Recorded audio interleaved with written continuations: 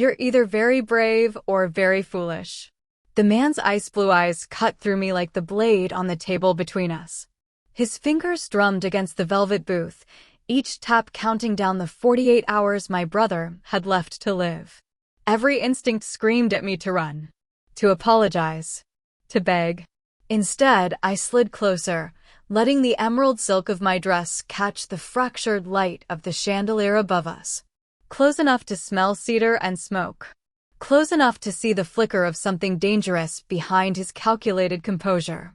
Then consider this my formal introduction, I said, my voice steady despite the terror clawing at my throat.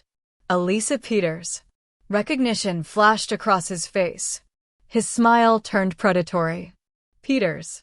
He leaned back, every inch the apex predator. You're the sister. The sister of the man who owed him $30,000. The sister of the dead man walking.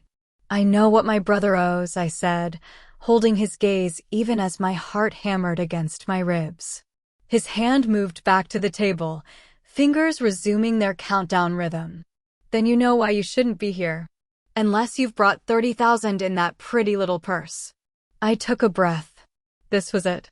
The moment I'd rehearsed 1,000 times in front of my mirror. The moment that would either save Marcus or doom us both. I've brought something better. His eyebrow arched. In his world, people begged or they ran. They didn't negotiate. I'm listening. My name is Elisa Peters, and I'm sitting across from the most dangerous man in this city. They call him John Whisk. 34 years old. Never married. The tabloids show him at charity galas with supermodels on his arm. They call him eligible. Sophisticated. The city's most wanted bachelor. But the streets? They call him something else entirely. The man who controls the underground. The enforcer who never shows mercy. The last face you see when you can't pay your debts. And my brother Marcus? He owes this man everything we don't have. I've spent 3 weeks preparing for this moment. Researching his patterns. Learning his habits. I know he comes to the Velvet Room every night between midnight and dawn. I know he always sits in this corner booth. I know he drinks bourbon but never finishes it. I bought this dress with money I couldn't afford. Talked my way past security with a password I learned from a desperate source. Rehearsed every word, every gesture, every calculated touch. My plan was simple: seduce him. Get close enough to make him see Marcus as human, not just a number in his ledger. Make him care enough to show mercy. What I didn't know, what I didn't discover until it's far too late was that he's been watching me for 3 days. That he knows about every desperate attempt I made to raise the money. That he knows about the loan sharks, the pawn shop, the mother's jewelry I sold for pennies. He knows about this dress. This plan. This moment. What I don't know is that I was never the hunter. I was always the prey. And the real seduction? It started long before I walked through that door.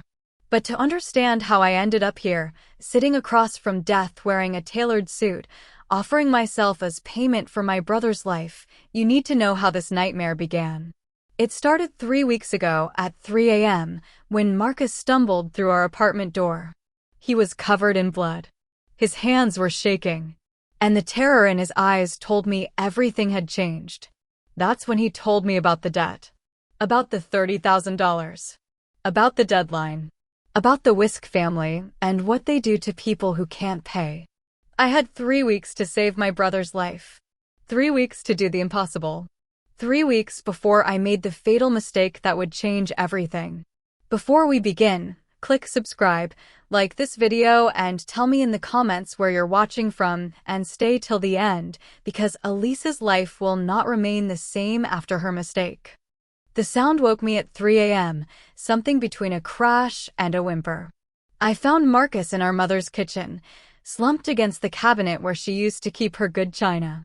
Blood dripped from his split lip onto the linoleum floor I'd mopped just yesterday. His shirt was torn, one eye already swelling shut, and his hands, God, his hands wouldn't stop shaking. Marcus. I dropped to my knees beside him, my nursing instincts overriding the panic clawing up my throat. What happened? Who did this? He flinched when I reached for him, and that's when I knew. This wasn't some bar fight. This wasn't random violence. This was the kind of trouble that didn't end with a police report. "I'm sorry," he whispered, and the terror in his voice made my blood run cold. "Elisa, I'm so sorry." I'd heard those words before. After he dropped out of college. After he lost his third job. After Mom died and I found the unpaid bills he'd hidden under his mattress. But this was different. This was the apology that came before the end. "Tell me." My voice was steady, controlled. "Someone had to be. Whatever it is, just tell me." He looked up at me, and I saw our mother in his eyes. The same warm brown that used to crinkle when she laughed. Now they were just hollows filled with shame. $30,000, he said. "I owe $30,000. The number hung in the air like a death sentence. To who? But I already knew. In this neighborhood, there was only one answer that made men look like Marcus did now. The Whisk family. His voice cracked. "I have 3 weeks, Elisa. 3 weeks or they'll..." He couldn't finish the sentence. He didn't have to. I stood up, walked to the sink, and gripped the edge until my knuckles went white. Through the window, I could see the city beginning to wake. Delivery trucks rumbling down empty streets. The first gray light touching the buildings. Normal people starting normal days. We weren't those people anymore. How? The word came out sharper than I intended. Poker. I thought I could win it back. I was up at first, I swear, but then... Stop. I couldn't hear it. Couldn't hear another excuse, another justification for how my baby brother had just signed his own death warrant. My eyes landed on the photograph on the refrigerator. Mom, 5 years ago, before the cancer. Her arms around both of us at Marcus's high school graduation. She'd been so proud that day. So sure he was going to make something of himself. "Promise me you'll watch out for him," she'd whispered on her deathbed, her grip surprisingly strong for someone so frail. "He needs you, Elisa. He'll always need you." I held her hand and promised. Of course I'd promised. And now here we were. 3 weeks, I said, turning back to face him. "You're sure?" He nodded, fresh tears cutting tracks through the blood on his face. "The man who came tonight, Victor, they called him. He said if I don't have it by then." He touched his bruised ribs, wincing. This was just a reminder. Victor. I filed the name away, along with every other detail he'd given me. $30,000. 3 weeks. The Whisk family. I crossed the kitchen and took the photograph off the refrigerator, holding it between my hands like a prayer. Mom smiled up at me, frozen in that moment of hope and pride. She'd worked double shifts at the hospital to put herself through nursing school. Raised us alone after Dad left. Taught me that Peter's women didn't break, no matter how hard life pressed down. Marcus. I looked at my brother, really looked at him. 23 years old and already crushed under the weight of his own mistakes. "Go clean yourself up. Get some sleep." "Sleep? Elisa, you don't understand." "I understand perfectly." I set the photograph down gently on the counter. "You owe $30,000 to people who kill for less. You have 3 weeks to live if we don't figure something out." The panic in his eyes intensified. "We can't raise that kind of money." "We can't." "Maybe not." I turned on the faucet, washed the blood off my hands, and watched the pink water spiral down the drain. "But I can try." "How?" I didn't answer. Couldn't answer because I didn't know yet. But somewhere in this city, there was a solution. There had to be. I just had to find it. Or create it. "Go," I repeated. "I need to think." After he stumbled out of the kitchen, I stood there in the silence, still holding my mother's photograph. The woman in the picture had raised 2 children with nothing but determination and love. She'd beaten every odds stacked against her. Until the odds finally won. I wouldn't let them win this time. I wouldn't lose Marcus the way I'd lost her, slowly, painfully, watching helplessly as death closed in. The first rays of sunlight touched the kitchen window. Somewhere in this waking city, the Whisk family was counting down the hours until they could collect their debt in blood. I had 3 weeks to make sure that never happened. 3 weeks to do the impossible. The photograph slipped from my fingers, landing face up on the counter. Mom's smile seemed different now. Less proud, more desperate. Like she'd known all along that this promise would cost me everything. I just didn't know yet how much everything really meant. Just 2 weeks before the deadline, the bank teller looked at me with something close to pity when I asked to close my savings account. All of it, she asked, fingers hovering over her keyboard. All of it. $8,742. 6 years of careful saving. Emergency fund for car repairs, medical bills, maybe someday a down payment on a real apartment instead of the cramped 2-bedroom Marcus and I shared. It bought Marcus 1 more week. Maybe. I folded the cashier's check into my purse, hands steadier than they should have been. The math was brutal and simple. I needed $21,258 more in 14 days. Impossible. Unless I made it possible. The pawn shop on 5th Street smelled like dust and desperation. I'd walked past it 1,000 times, always looking away from the people shuffling through its doors. Now I was one of them. What fee you got? The man behind the counter barely looked up from his phone. I set the velvet box on the glass counter. My mother's jewelry. The pearl necklace her mother had given her. The gold bangles she'd worn to every important occasion. The diamond studs, tiny but real, that she'd treated like treasures. He picked through them with thick fingers, examining each piece under a jeweler's loupe with the enthusiasm of someone inspecting trash. For 1,000, he said finally. 200. They're worth twice that. My voice didn't shake. Couldn't shake. He shrugged. Then try somewhere else. I looked at the clock on the wall. 2:15. Marcus had 13 days and 9 hours left. Fine. He counted out the bills slowly, deliberately. I watched each one slide across the counter and felt my mother's memory being sold for pennies. She'd worn that pearl necklace to my nursing school graduation. Those bangles had caught the light at Marcus's confirmation. Now they were just numbers. For $1,200, that still left me $17,000 short. I walked out before the tears could come. 30,000? The loan shark laughed, actually laughed, his gold teeth glinting in the dim light of his office above the liquor store. Sweetheart, do you have any idea what kind of interest that would require? I can pay it back. I have a steady job. I'm a hospital administrator. You'd be paying me for the rest of your life. He leaned back in his chair, eyes traveling over me in a way that made my skin crawl. Unless we could work out an alternative arrangement. His meaning was clear. So was my answer. I'll find another way. Sure you will. He lit a cigarette, still smiling. But when you don't, come back and see me. I'll still be here. I left, his laughter following me down the stairs. Midnight at City General Hospital. My shift had ended hours ago, but I stayed, sitting in the empty break room with my laptop and a calculator, running numbers that refused to add up. Savings, $8,742. Gone. Jewelry, $4,200. Gone. Total, $12,942.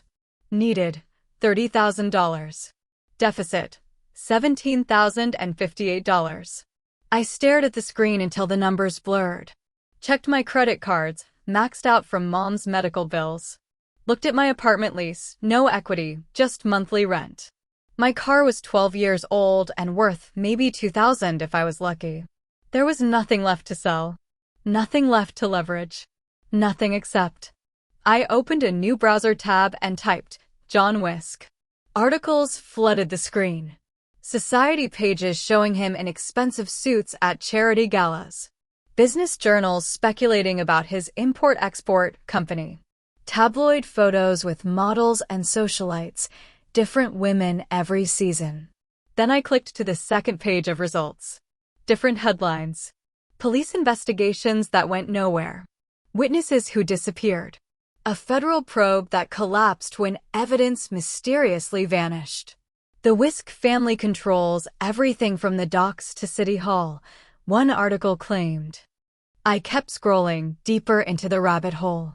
Found his address, a penthouse in the financial district. His patterns, dinner at exclusive restaurants, business conducted at a lounge called the Velvet Room between midnight and dawn. His reputation ruthless, calculating, untouchable. But there were other details too. 34 years old. Never married. No serious relationships that lasted more than a few months. A connoisseur of beautiful things, according to one gossipy piece in the Society pages. A man who collects and discards, the article said. I stared at his photo on the screen. Ice blue eyes. Sharp jawline. The kind of face that belonged on magazine covers, not wanted posters. Marcus had 11 days left. This man held the knife to his throat.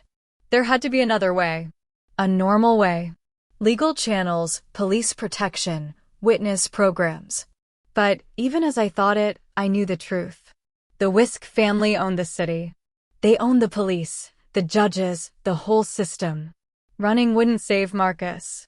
Hiding wouldn't save Marcus. The only thing that might save Marcus was the man on my screen. I opened a new document and started taking notes. John Whisk's schedule. His habits. His preferences. Every detail I could find. If I couldn't raise the money, maybe I could negotiate directly. Appeal to whatever humanity existed behind those cold blue eyes. Or maybe, I looked at the Society page photo again. At the woman on his arm, stunning in a way that photographers loved. I looked at my reflection in the black laptop screen. Different coloring, different style, but we weren't so different. Not really. He collected beautiful things. I could be a beautiful thing. The thought should have disgusted me. Should have sent me running back to legal options and lost causes. Instead, I saved the document and titled it, Research on John Whisk. Then I started planning. Outside, the city slept. Marcus slept, probably fitfully, dreams haunted by Victor's fists and his own mounting debt. I didn't sleep. I had 11 days to become someone else. Someone brave enough to walk into the lion's den. Someone desperate enough to offer herself as payment. The clock on the wall ticked toward 1 a.m. Time was running out. I became an expert on John Whisk in just 7 days. Every free moment between hospital shifts, I studied him like he was a final exam I couldn't afford to fail. Tabloid photos from charity galas, always in black tie, always with a different woman who looked like she'd stepped off a runway. Business journals praising his legitimate import company while carefully avoiding questions about his other enterprises. Social media posts from the restaurants and clubs he frequented, tagged by people desperate for proximity to power. The pattern emerged like a constellation connecting in the dark. Monday through Saturday, the Velvet Room, midnight to dawn. Always the same corner booth. Always alone, despite the crowds that filled the lounge. Security kept people at a distance, everyone except the women he occasionally invited to sit. Sunday, a private estate outside the city. No one got close on Sundays. I had 6 days to make my move. 6 nights to become someone John Whisk would invite to his table. The mathematics of desperation were simple. I couldn't outspend him, couldn't outpower him, couldn't beat him at any game he controlled. But I could interest him. The boutique on Madison Avenue smelled like money I didn't have. I'm looking for something specific, I told the sales associate, a rail-thin woman whose judgment radiated from every pore. Emerald green. Evening wear. Something that makes a statement. She looked me up and down, seeing past my hospital scrubs to the desperation underneath. We have several options. What's your budget? I thought of my almost empty checking account. Show me the best piece you have. She brought out the dress on a velvet hanger, and I knew immediately it was the one. Emerald silk that would catch light like a jewel, with a neckline designed to command attention and a fit that promised sophistication rather than desperation. $2,000, she said. Final sale. $2,000 I didn't have. Money that should go to Marcus's debt, not my costume for this insane play. I handed her my credit card anyway. The machine beeped approval. Probably the last purchase it would allow before the bank cut me off completely. Excellent choice, the associate said, her tone warming now that the transaction was complete.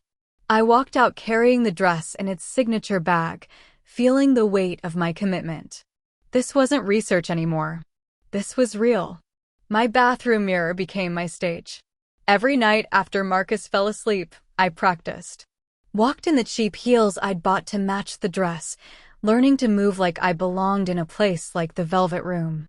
Rehearsed my opening lines until they sounded natural instead of desperate. I've heard so much about this place. Too eager. I was hoping to find you here. Too obvious. You're either very brave or very foolish. Wait, where did that come from? That was supposed to be his line, not mine. I stared at my reflection, exhausted eyes, hair in a practical bun, the face of a woman who worked double shifts and worried about grocery bills. Not the face that walked into exclusive lounges and caught the attention of dangerous men. I let my hair down. Applied makeup with more care than I'd used in years. Red lips, defined eyes, the armor of beauty I'd forgotten how to wear. The woman in the mirror looked like someone else. Someone confident. Someone dangerous in her own right. Someone who might survive what came next. The Velvet Room? Mrs. Chen's hands paused over her foreline. Why would a nice girl like you want to go there? I treated her for pneumonia 3 months ago. She'd recovered, but still came in for regular checkups, always requesting me specifically. In our conversations, she'd mentioned her nephew, the one who worked security at various clubs downtown. I need to meet someone, I said carefully. Someone who conducts business there. Her eyes, sharp despite her 70 years, assessed me. Saw through me, probably. Business. That's what we're calling it. Mrs. Chen. The password changes weekly, she interrupted. This week it's Nightingale. But child, men like John Wisk don't do favors. Whatever you think you're trading, it'll cost more than you expect. My hands stilled on her chart. How did you? Everyone knows there's only one reason a woman needs to go into the Velvet Room on short notice. She patted my hand with surprising strength. Just remember, hunters sometimes become prey. 7 nights of research. 7 nights of transformation. Now, standing in my apartment in that emerald dress, I barely recognized myself. The mirror showed someone Marcus wouldn't know. Someone Mom definitely wouldn't recognize. Hair swept up to expose my neck and shoulders. Makeup that emphasized my eyes, made them look mysterious instead of terrified. The dress fit like it had been designed for my body specifically, the silk cool against my skin. I looked like the women in those tabloid photos on John Wisk's arm. Expensive. Untouchable. The kind of beauty that was its own currency. Behind the facade, my heart hammered against my ribs. Marcus was asleep in the next room, 3 days away from death.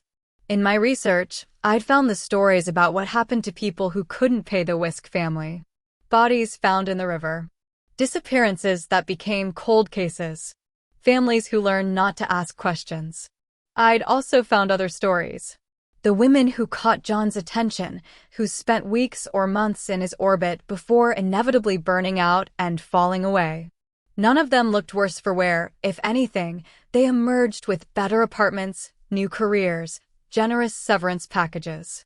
He collected beautiful things and discarded them carefully. I could work with that. My phone buzzed.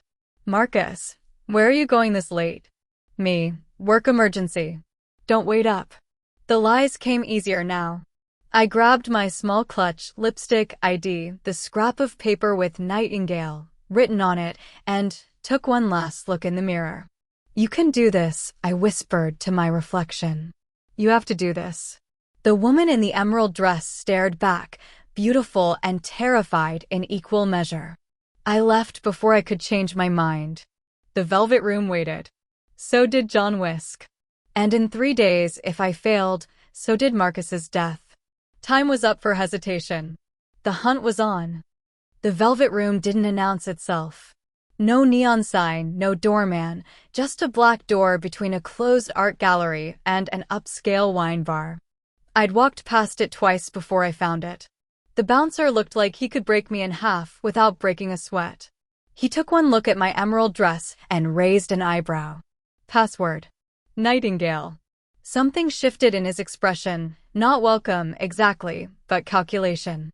He stepped aside, and the door opened onto a staircase descending into warm amber light. The heat hit me first. Then the music, something smoky and slow, a jazz singer's voice curling through air thick with expensive cologne and danger. I descended, each step taking me deeper into a world I didn't belong to.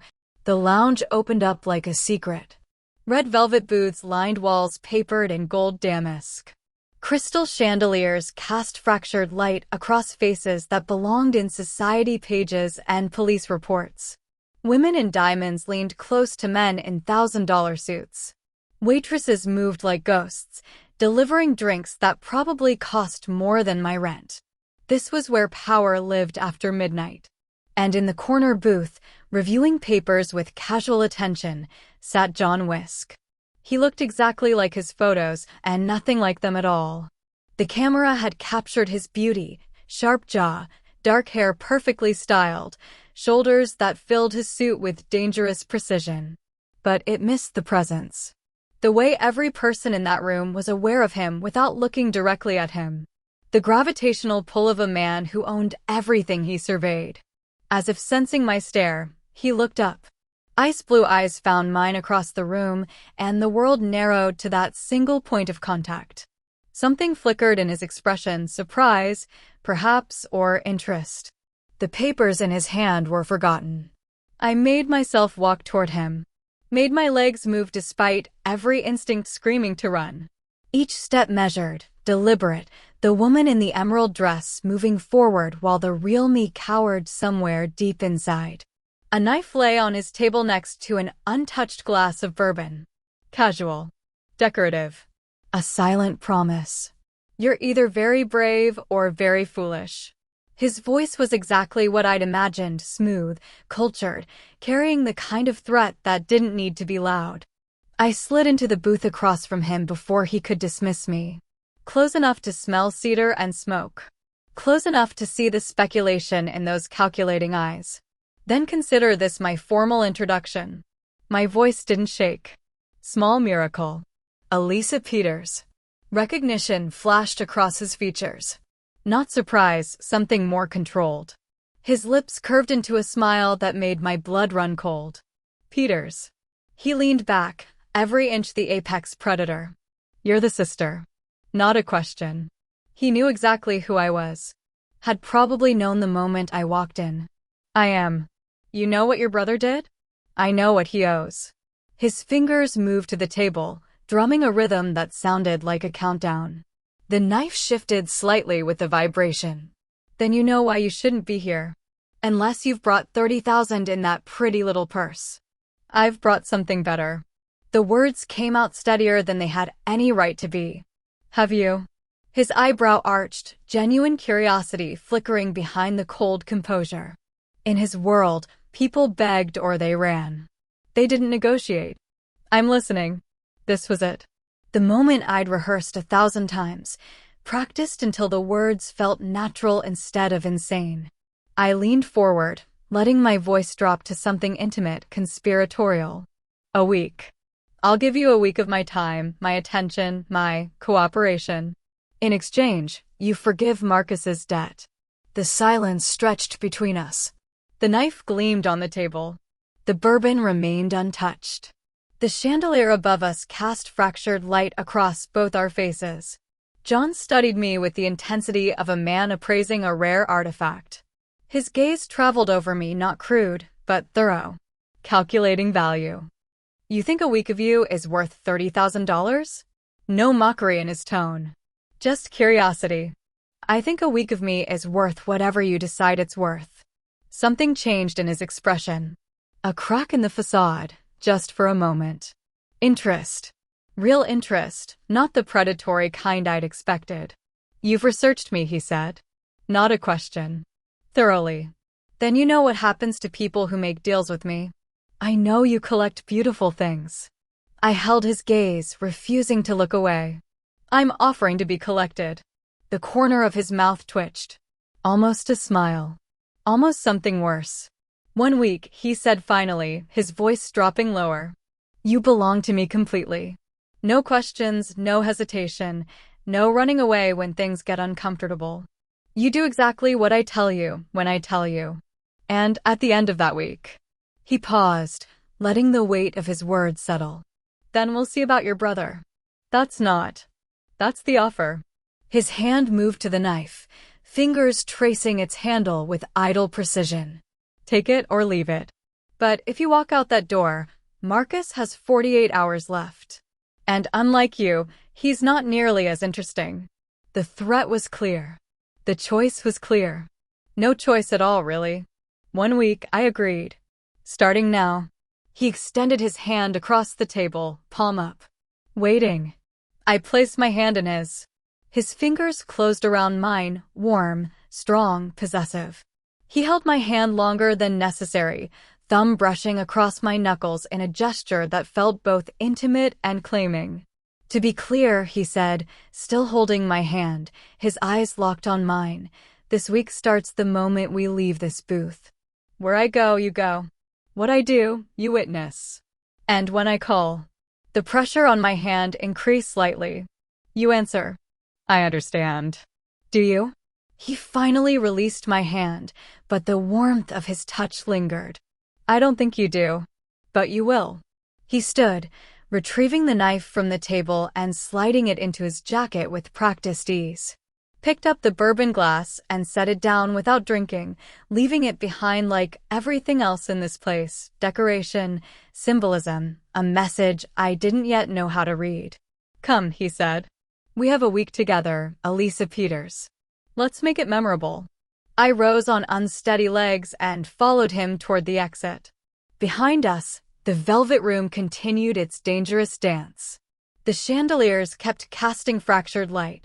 The music kept playing. But for me, everything had changed.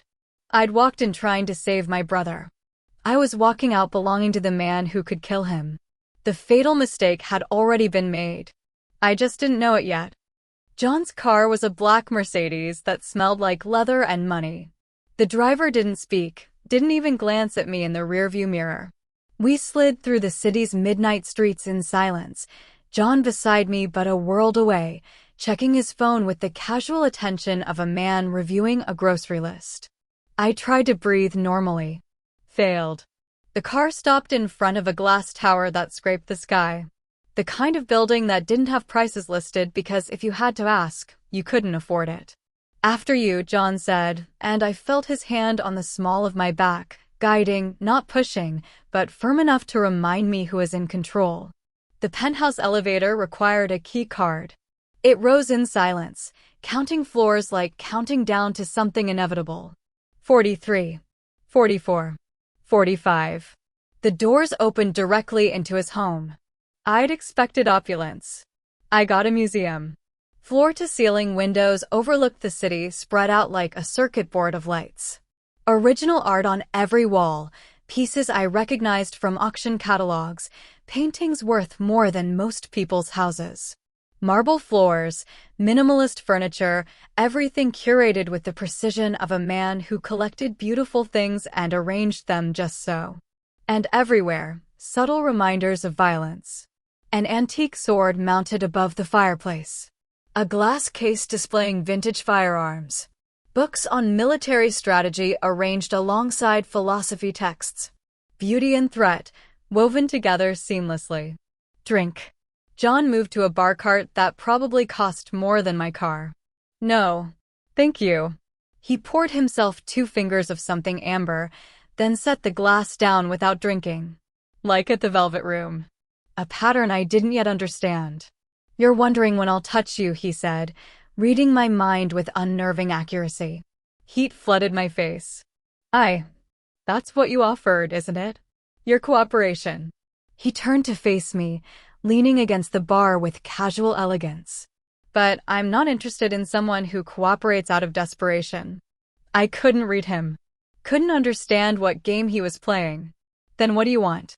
Truth. He crossed the room toward me, stopping just close enough to make my breath catch. Starting with this, why did you really come to me?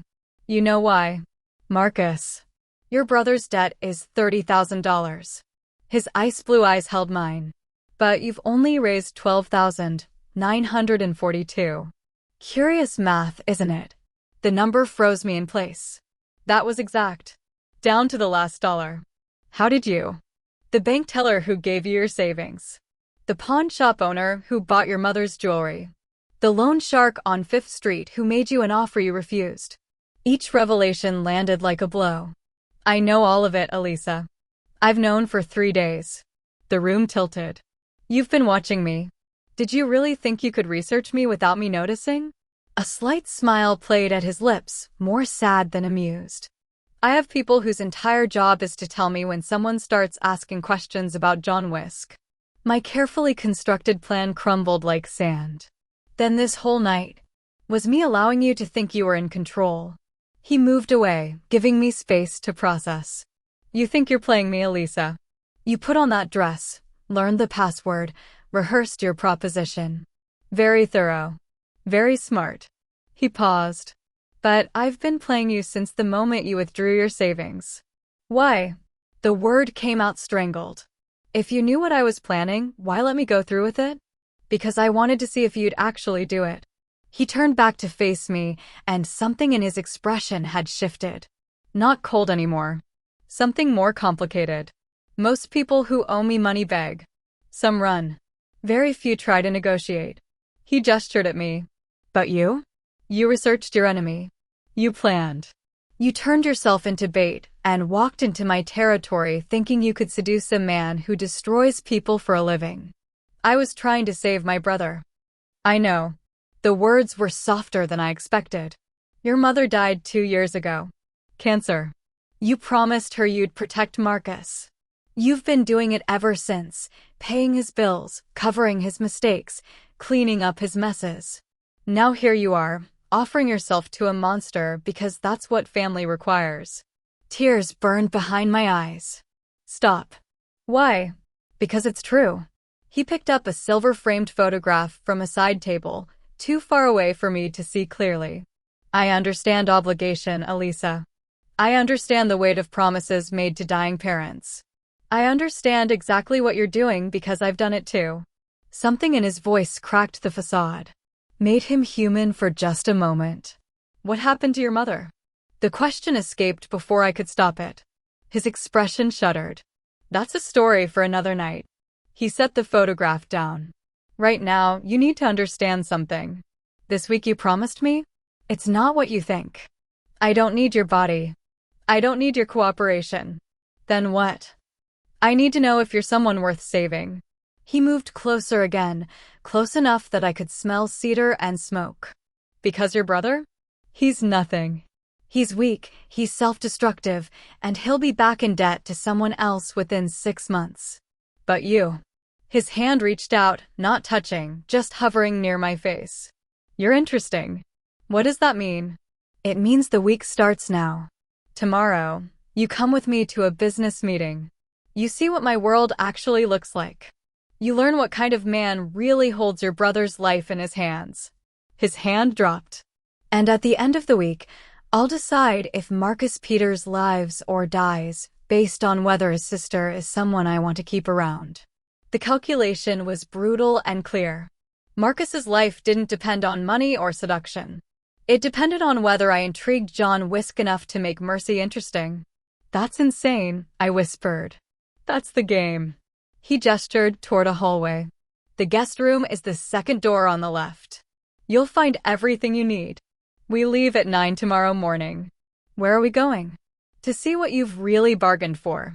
He picked up his glass, finally taking a drink. Get some sleep, Elisa. Tomorrow, the real game begins. I stood there, frozen, as he walked away toward what I assumed was his bedroom. John, I called after him. He stopped, looked back. You could have just told me no. At the Velvet Room. You could have refused my offer and walked away. I could have, he agreed. But where's the fun in that? Then he was gone, leaving me alone in a penthouse prison, the city glittering below like 1,000 captured stars. I'd come here to save Marcus. Instead, I'd trapped myself in a game I didn't understand, with rules that shifted under my feet. And the man holding all the cards had just told me he'd been playing me from the start. I made my way to the guest room, closed the door, and finally let myself shake. Do you think I will make it? The warehouse on the docks smelled like salt water and blood. John had told me to dress professionally. I'd worn a black dress and heels, thinking we were going to a restaurant.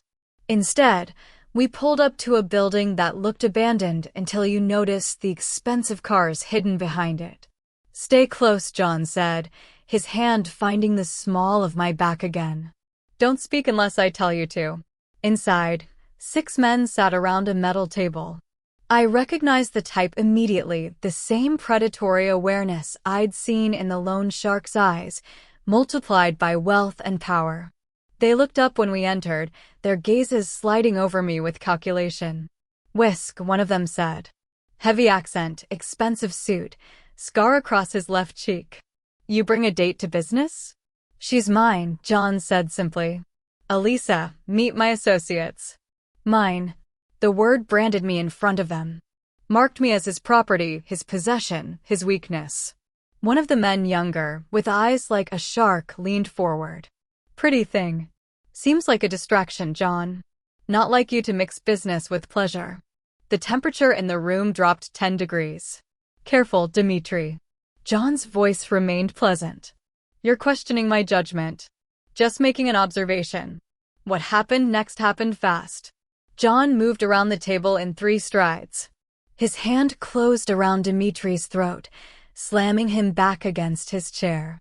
The knife, the same one from the velvet room, appeared in his other hand, pressed against Dimitri's jugular. Observe this, John said, voice deadly calm. She's mine. Which means she's untouchable. Anyone who suggests otherwise. The knife pressed harder. A thin line of red appeared. Won't need to make observations anymore. Silence. Total. Absolute. Then John released him, wiped the knife on Dimitri's expensive jacket, and returned to my side like nothing had happened. Now, he said pleasantly, let's discuss the shipment. I stood frozen, heart hammering, watching him conduct business like he hadn't just threatened to kill someone over me. The meeting continued, numbers, territories, threats wrapped in polite language. Through it all, John's hand stayed on my back. Claiming. Protecting. Terrifying. That night, we had dinner at his penthouse. Just us, food prepared by some invisible chef who disappeared before we ate. You didn't have to do that, I said, pushing risotto around my plate. At the meeting. Yes, I did.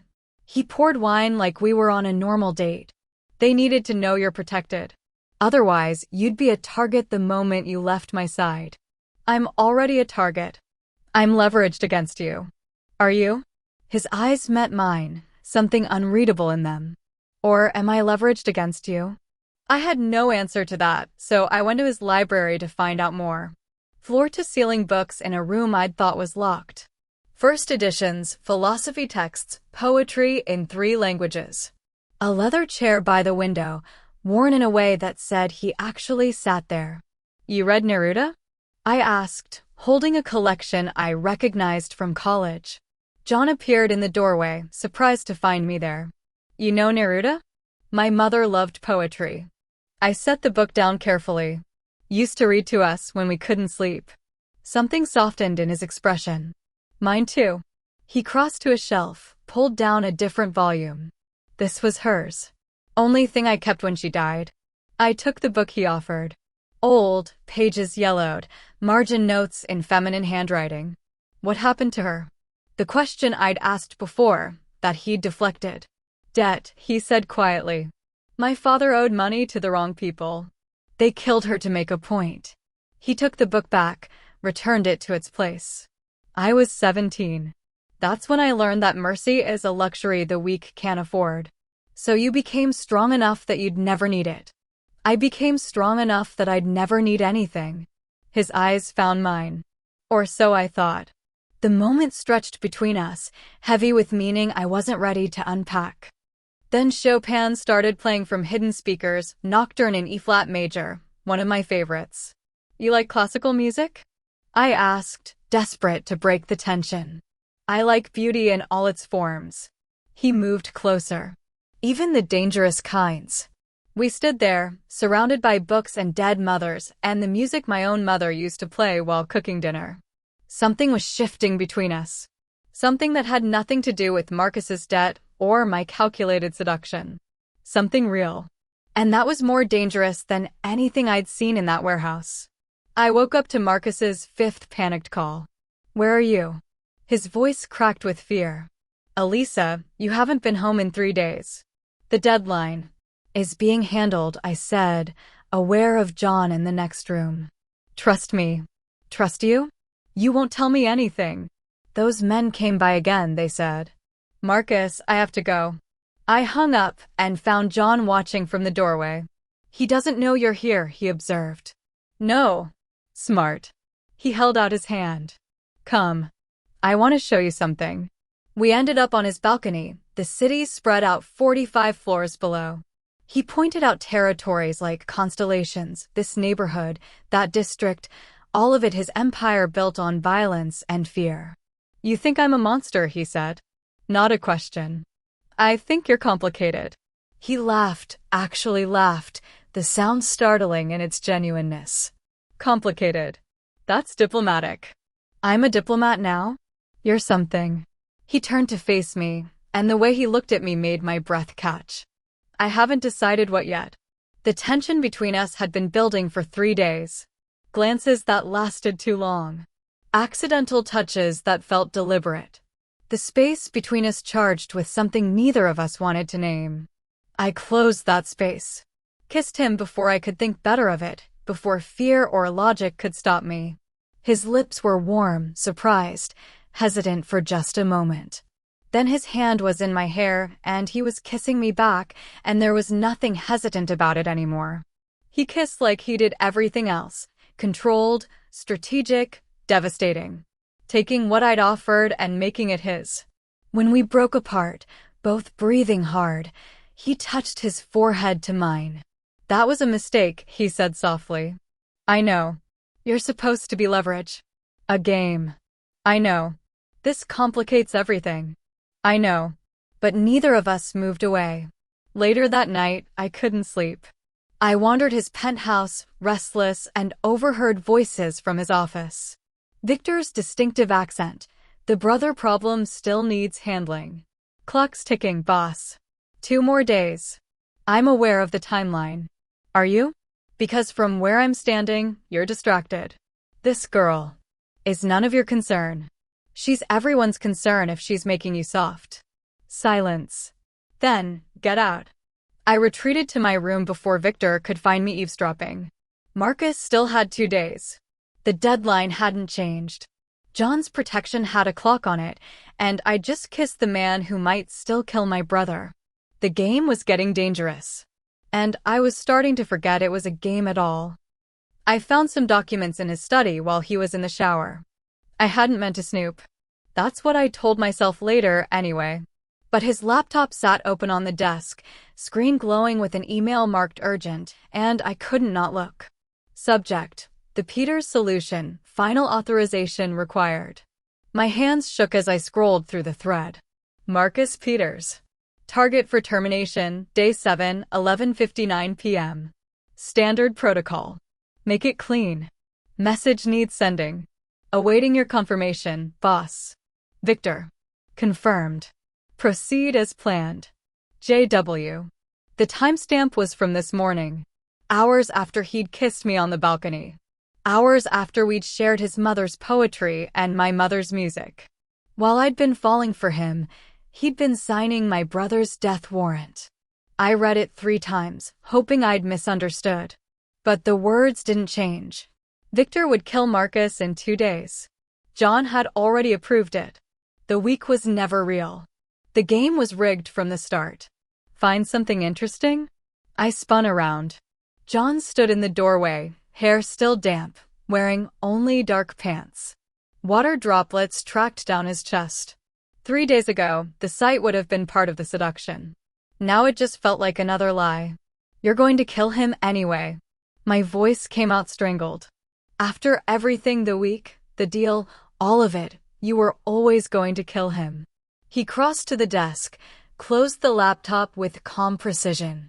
I never promised anything, Elisa. You assumed. You let me believe. I let you hope. His ice blue eyes held no apology. There's a difference. The cold calculation in his voice shattered something inside me. You bastard. You said at the end of the week you'd decide if he lived based on whether I was worth keeping. You said. I said I'd decide. He poured himself a drink from the bar cart, that same bourbon he never finished. I have decided. Your brother dies. You. He paused, glass halfway to his lips. You're still interesting enough to keep. Keep. The word tasted like poison. Like one of your collections? Your art and your books and your docile little mistress. If you choose. He set the glass down, untouched as always. Marcus made his choices. He gambled, he lost, he has to pay. That's how this world works. He's my brother. And I'm the man who owns his debt. No emotion. No regret. Just cold business logic. You knew what I was when you walked into the velvet room. You know what I do to people who can't pay. He was right. I had known. But somewhere between the library and the laughter and the kiss that tasted like hope, I'd forgotten. I'd let myself believe he was more than the monster everyone said he was. I'd been wrong. I need to use the bathroom, I said, moving toward the door. His hand caught my wrist. Elisa. Don't. I pulled away and he let me go. Just don't. The sleeping pills were in the guest bathroom medicine cabinet.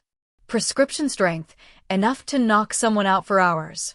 I crushed 3 into powder, my hands steady despite the screaming in my head. This was the only way. Drug John's drink, steal his phone, call Victor and Marcus, arrange some kind of escape before the deadline. It was desperate. It was insane. It was all I had left. I returned to the living room with a smile that felt like it was cracking my face. John sat on the couch, reviewing papers, the bourbon glass still on the table. I'm sorry, I said, sitting beside him. Close enough to touch. You're right. I knew what you were. I needed to hear you say it. He studied me, expression unreadable. And now? Now I understand. I reached for his glass, held it out to him. To understanding. He took the glass, raised it toward his lips, then set it down without drinking. You're a terrible liar, Elisa. His voice was soft, sad. You were terrible at it the first night, and you're terrible at it now. Ice flooded my veins. I don't know what. 3 sleeping pills. He picked up the glass, swirled the liquid. Crushed into powder. You think I don't check my drinks? He stood, walked to the window, his back to me. I've known since you left the room. John. I was waiting to see if you'd actually do it. He turned back to face me, and the look in his eyes broke something inside me. Not anger. Not rage. Hurt. Genuine, raw hurt. I started trusting you, he said quietly. For the first time in 15 years, I let someone close enough to matter. And you. He shook his head. You were planning to drug me and run. You're planning to kill my brother. Yes. The word exploded out of him. Because that's who I am. That's what I do. I told you from the beginning, I'm not someone who shows mercy. I'm not someone who changes the rules because I've developed feelings for. He stopped himself, jaw clenched. This is my world, Elisa. You don't get to walk into it and expect me to become someone else. I never asked you to be someone else. I asked you to spare one person. One. And if I spare your brother, I'm weak. If I'm weak, I'm dead. He moved closer, and I could see the war in his eyes. You think this is easy? You think I don't? Again, he stopped himself. It doesn't matter what I want. It matters what I can afford to want. The glass slipped from his hand, bourbon spilling across the white carpet like blood. Before either of us could speak, the elevator dinged. Victor stepped out, 3 men behind him. His eyes took in the scene, the spilled drink, the tension crackling between us, my guilt written across my face. Bad timing, he asked, though his smile said he knew exactly what he'd interrupted. What do you want? John's voice was ice again, the vulnerability gone. Update on the Peters situation. Victor's eyes slid to me. Unless you want to have this conversation in private? She knows. John's jaw was tight. Say what you came to say. Brother's getting desperate. Making calls, asking questions. Might try to run. Victor pulled out his phone, showed John something I couldn't see. Want me to handle it now? Tonight? Send the message early. The room held its breath. John looked at me. At the crushed trust between us. At the choice laid bare. John, I whispered. Please. Boss? Victor prompted. I watched something die in John's eyes. The thing that had laughed in his library. The thing that had kissed me on his balcony. The thing that had started to trust me. He turned away from me, shoulders rigid. Do it, he said. No. I lunged forward, but Victor's men were faster, restraining me. John, don't do this. Please. He didn't turn around. Didn't look at me. Take her to the guest room. Lock it from the outside. And the brother? Victor asked. Silence. Terrible, crushing silence. Then, I'll handle it myself. They dragged me away, screaming, while John stood at his window staring at his city, the broken glass at his feet reflecting fractured light like a shattered chandelier. I'd come to save my brother by seducing a monster. Instead, I'd fallen in love with him. And now he was going to kill Marcus anyway. But will a miracle happen? I spent 18 hours locked in that guest room, throwing myself against a door that wouldn't budge, screaming until my voice gave out. The city glittered below, indifferent to my prison 45 floors above it. No one came. Not even to bring food. By the time the lock finally clicked open, I'd exhausted everything: tears, rage, hope. Victor stood in the doorway. Boss wants you. He didn't touch me, didn't need to. Where would I run? I followed him to John's office, legs unsteady, and found John behind his desk, face carved from stone. Sit, he said, not looking at me. I sat. He turned his laptop toward me. On the screen, a live video feed showed a warehouse, concrete floors, metal beams, the same place we'd had that first business meeting. Marcus knelt in the center, hands bound, blood trailing from his nose. Victor's men surrounded him. No. The word ripped out of me. No, please. Watch. John's voice was empty. This is what happens when people betray me. On screen, Victor stepped into frame, checking his watch. 11 hours until deadline, Marcus. Should have paid your debts. Marcus looked up at the camera, eyes wild with terror. Elisa? Are you there? Please, I'm sorry. I'm so sorry. John. I turned to him, desperate. Please don't do this. I'll do anything. Anything you want. Name it. You already gave me everything, Elisa. He finally met my eyes, and they were dead. What's left? My life. Take my life instead. I don't want your life. He stood, walked to the window. I wanted your loyalty. You chose your brother over me. Because you were going to kill him. Because I had to kill him. His fist hit the window frame. Don't you understand? It's not about want. It's never been about want.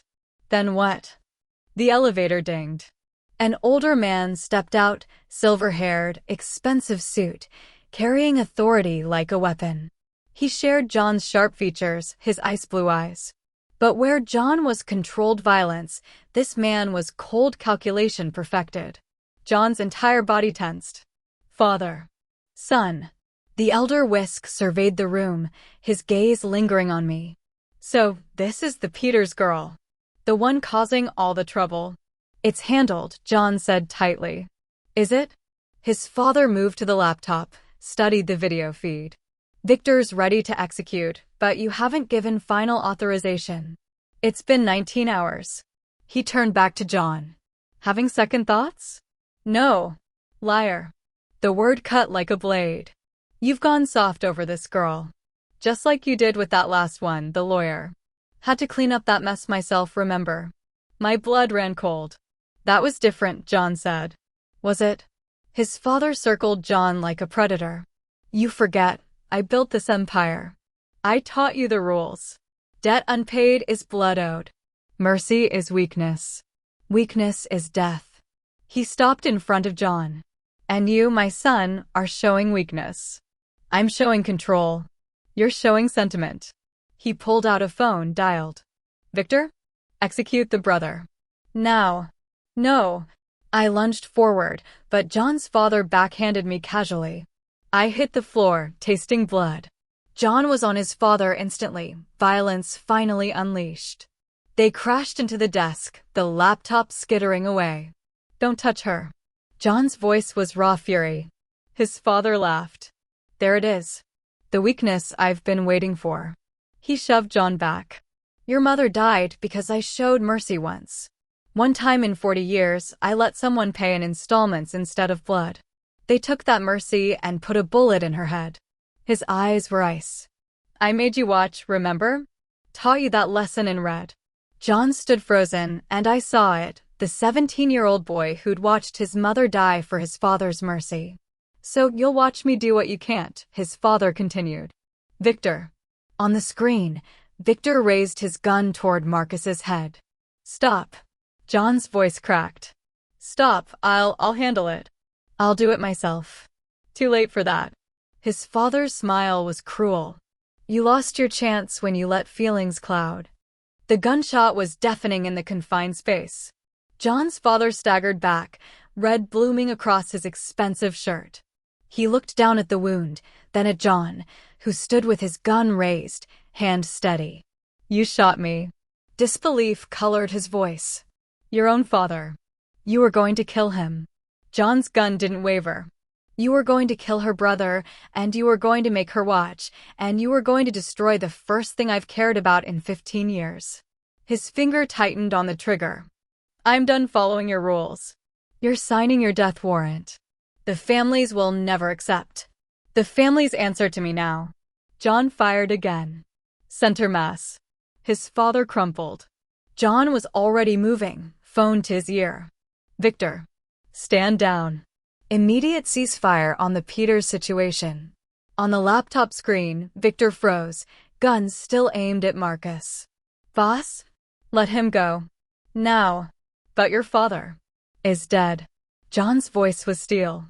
I'm in charge now. Release Marcus Peters immediately. A pause.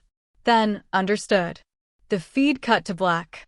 John lowered his phone, lowered his gun, and finally looked at me. Blood spattered his shirt. His father's blood. The patriarch who'd built this empire and taught his son that mercy was death. Dead at his son's hand for a woman he'd known less than a week. You killed him, I whispered. You killed your father. For Marcus. For me. Yes. He set the gun down carefully. The families will come for me now. Patricide, mercy, breaking every rule we live by. He laughed, sharp and bitter. I'll be dead within the month. John. You should leave. He turned away. Take your brother and run. Change your names. Leave the city. Victor will arrange it. I'm not leaving you. You have to. His shoulders sagged with exhaustion I hadn't seen before. This is my fatal mistake, Elisa. Not falling for you. Choosing you. Pulling that trigger. He looked back at me, and his eyes held something I'd never seen fear. I built my entire life on being harder than everyone else. Colder. More ruthless. And then you walked into my world in that emerald dress and made me soft. I crossed to him, touched his face. He flinched, then leaned into it. I chose wrong, I said. At every turn. Tried to play you, tried to drug you, tried to save Marcus without trusting you. Tears blurred my vision. But you chose right. Even if it costs you everything. It will cost me everything. Then we'll pay the price together. On the floor, his father's blood pooled across expensive carpet, spreading like the consequences of this night. Marcus was alive. John's father was dead. War was coming. And, somehow, impossibly, we stood in the center of the wreckage holding on to each other. The fatal mistake wasn't the seduction. It was both of us choosing love over survival. And now we'd live or die with that choice. 2 weeks later, Marcus stood on the platform in clothes that didn't quite fit, holding a ticket to Seattle under a name that wasn't his. David Richardson. New identity, new life, courtesy of Victor's underground connections and John's guilt money. "You don't have to do this," he said for the third time. "Come with me. We can start over. Both of us." I held his hands, my baby brother's hands that used to be so much smaller than mine. "You know I can't." Because of him. Not quite accusation, not quite understanding. Because of everything. I touched his bruised face, almost healed now. "You're alive, Marcus. That's what matters." Mom would, my voice cracked. She'd want you to live. Really live. Not just survive. She'd want you to live too. His eyes, so like our mother's, filled with tears. "Not die for some." "Don't." I cut him off. "Don't make this harder." The train whistle blew. 10 minutes until departure. "I'll call when I get there," he said. The number Victor gave me. "Don't." I stepped back, creating distance that felt like death. "Don't call. Don't write. Don't look back. David Richardson has no sister named Elisa Peters. You understand." He understood. The knowledge broke something in both of us. "I love you," he whispered. "Even if you've made a terrible choice. I love you too. That's why I'm letting you go." We hugged one last time, siblings who'd survived our mother's death, his addiction, my desperation. Who'd been everything to each other until I'd walked into the velvet room and chosen a different future. He boarded without looking back. Smart boy. Always had been, when it counted. I watched the train pull away, taking the last piece of my old life with it. Then I turned and walked back to the black Mercedes where John waited. The city had changed in 2 weeks. Or maybe I had, and everything looked different through transformed eyes. John's father's funeral had been attended by every criminal power in the state. They'd come to pay respects and assess the new regime. To see if John Wisk could hold his father's empire or if it would fracture into civil war. The answer was still being written in blood and negotiation. 3 families have declared against us, Victor reported in the penthouse that night. The Italians are staying neutral. The Russians. He shrugged, waiting to see which way the wind blows. Let them wait. John stood at his window, looking at his city. Our city now. We knew this was coming. "The girl," Victor said, and I looked up from the book I was pretending to read. "She should leave. She's a target, a weakness." "Victor." John's voice was soft. "Dangerous. We've had this conversation. And I'm telling you again, keeping her here is suicide. Then I commit suicide." John turned from the window. "She stays." Victor looked at me, shook his head, and left without another word. When we were alone, John crossed to where I sat. "He's not wrong. I know. You could still go. Marcus is safe. The debt is paid. You're free, Elisa." His hand cupped my face. "You don't owe me anything." "I know that too." I stood, met his eyes. "I'm not staying because I owe you. I'm staying because I want to. Even if it kills you? Even then." He kissed me like a man drowning, like I was air and salvation and destruction all at once. When we broke apart, he pressed his forehead to mine. "This wasn't supposed to happen," he said. "You were supposed to be a game. Games have a way of becoming real." The fatal mistake. Maybe. I smiled despite everything. Or maybe the only choice that mattered. Midnight found us back where it all began. The velvet room hadn't changed, same red velvet booths, same gold damask walls, same crystal chandeliers casting fractured light across dangerous faces. The same jazz singer crooned about love and loss. The same bourbon sat untouched on our table. But we had changed. This time, we sat on the same side of the booth, shoulders touching, hands intertwined on the velvet between us. Not captor and captive. Not seducer and seduced. Partners in a game that had become deadly serious. The knife lay on the table, same as before. But now it belonged to both of us. "They'll come for us," John said quietly, thumb tracing circles on my hand. The families who see mercy as weakness. The rivals who want my territory. Maybe even our own people who think I've gone soft. He looked at me. They'll come for us both now. You know that. I know. I squeezed his hand. But I'm not running anymore. You should be terrified. I am terrified.